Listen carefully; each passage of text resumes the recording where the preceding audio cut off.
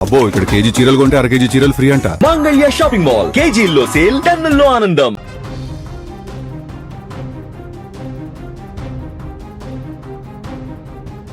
కొంతమంది జీవితమే కాదు, వారి మరణం కూడా ఒక సంచలనమే. చనిపోయే ముందు ఎవరైనా ఏం కోరుకుంటారు? తమ పిల్లలు బాగుండాలని, అంతా ప్రశాంతంగా సాగాలని ఆశపడతారు. కానీ తన జీవితాంతం ఒక సింహంలా బతికిన కాపు ఉద్యమ నేత ముద్రగడ పద్మనాభం గారు చనిపోవడానికి 6 నెలల ముందే రాసి పెట్టుకున్న ఆఖరి కోరిక ఇప్పుడు వింటుంటే ప్రతి ఒక్కరి కళ్ళల్లో నీళ్లు తిరుగుతున్నాయి. నేను చనిపోతే నన్ను దహనం చేయొద్దు, కిర్లంపూడిలోని నా ఇంటి ఆవరణలో ఉన్న తోటలోనే ఖననం చేయండి, నాకు ఎలాంటి చిన్న పెద్ద కర్మలు చేయొద్దు అంటూ ఆయన చెప్పిన ఆఖరి మాటలు ఇప్పుడు బంధువులను, అభిమానులను తీరని శోకంలో ముంచెత్తుతున్నాయి. అసలు ఒక మనిషి తన మరణాన్ని అంతా ముందుగానే ఎలా ఊహించారు? సాంప్రదాయబద్ధంగా వచ్చే దహన సంస్కారాలను వద్దు అనుకుని తన తోటలోనే పూడ్చిపెట్టాలని ఎందుకు కోరుకున్నారు అనేది తలుచుకుంటూ కుటుంబ సభ్యులు ఇప్పుడు భావోద్వేగానికి గురవుతున్నారు. ముద్రగడ పద్మనాభం గత కొంతకాలంగా అనారోగ్యంతో బాధపడుతున్నారు. అయితే బంధువులు చెబుతున్న దాన్ని బట్టి సుమారు 6 నెలల ముందే ఆయన తన మరణం గురించి ఇంట్లో ఒక కీలకమైన ముచ్చట పెట్టారు. తన భార్య కొడుకులను పిలిచి, నేను ఎప్పుడైనా చనిపోవచ్చు, కానీ నా అంత్యక్రియల విషయంలో నేను చెప్పినట్టే చేయాలి అని కరాఖండిగా చెప్పారు. సాధారణంగా హిందూ సంప్రదాయంలో శరీరాన్ని దహనం చేస్తారు, కానీ ముద్రగడ మాత్రం నన్ను అగ్నికి ఆహుతి చేయొద్దు, నా దేహాన్ని కాల్చొద్దు, కిర్లంపూడిలోనే నేను ప్రాణంగా పెంచుకున్న నా తోట ఉంది కదా, ఆ మట్టిలోనే నన్ను పూడ్చిపెట్టండి అని కోరారు. అంతేకాదు చనిపోయిన తర్వాత చేసే చిన్న కర్మ, పెద్ద కర్మ లాంటివి ఏవీ చేయకూడదని, తన పేరుతో ఎలాంటి ఆడంబరాలు వద్దని బంధువులకు ముందే స్పష్టం చేశారు. ఇప్పుడు ఆయన లేరన్న నిజాన్ని జీర్ణించుకుంటేనే ఆయన చెప్పిన ఆ ఆఖరి మాటలను గుర్తు చేసుకుని కుటుంబ సభ్యులు గుండె లవిసేలా ఏడుస్తున్నారు.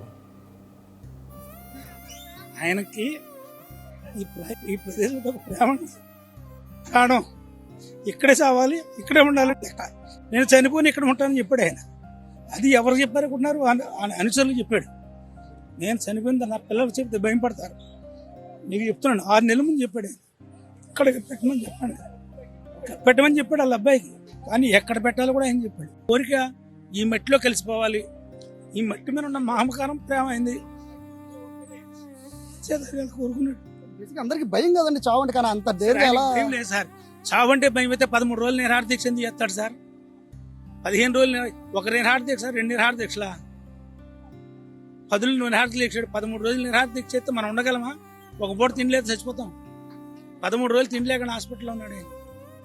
ఆయన నమ్ముకున్న సిద్ధాంతం కోసం, నమ్ముకున్న మనుషుల కోసం, ఆయన నమ్ముకున్న ప్రజల కోసం ప్రాణ త్యాగానికని ఎప్పుడు సిద్ధమే. ఆయన ప్రాణం కోసం ఎప్పుడూ భయపడలేదు.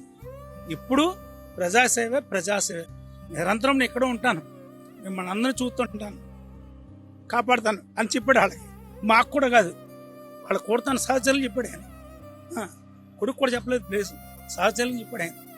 ఇంతకీ ముద్రగడ పద్మనాభం ఎందుకు ఇలాంటి నిర్ణయం తీసుకున్నారు? దీని వెనుక ఆయన హృదయంలో దాగి ఉన్న ఒక అరుదైన బంధం, ఒక రకమైన వైరాగ్యం కనిపిస్తాయి. మొదటి కారణం మట్టిపైన మమకారం. ముద్రగడకు కిర్లంపూడి అన్న, అక్కడ ఆయన చేతులతో పెంచుకున్న తోట అన్న పంచప్రాణాలు. రాజకీయాలలో ఎంతటి తుఫాన్లు రేగినా, ఉద్యమాలలో ఎంతటి అలసట వచ్చినా ఆయన ఆ తోటలోకి వెళ్ళి ఆ చెట్ల నీడన కూర్చుంటేనే మనశ్శాంతిని పొందేవారు. తాను బతికినంత కాలం ఏ మట్టిని, ఏ మొక్కలను అయితే ప్రేమించారో చనిపోయిన తర్వాత కూడా ఆ మట్టిని వీడి వెళ్ళడం ఆయనకు ఇష్టం లేదు. బూడిదై గాల్లో కలిసిపోవడం కంటే తాను ప్రేమించిన కిర్లంపూడి తోట మట్టిలోనే ఒక మొక్కగానో, ఒక వృక్షంగానో కలిసిపోవాలని ఆయన ఆశపడి ఉంటారు. ఇక రెండవ కారణం ఆడంబరాలపైన విరక్తి. తన సుదీర్ఘ రాజకీయ, సామాజిక జీవితంలో ముద్రగడ ఎన్నో మోసాలను, వెన్నుపోట్లను, విమర్శలను చూశారు.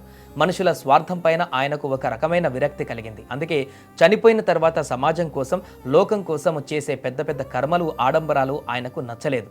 నేను బతికినంత కాలము జనం కోసం బతికాను, చనిపోయాక నా కుటుంబానికి ఎలాంటి ఖర్చులు, భారం వద్దు, నన్ను ప్రశాంతంగా నా మట్టిలో నిద్రపోనివ్వండి అనే వైరాగ్యం ఆయన మాటల్లో కనిపిస్తుంది.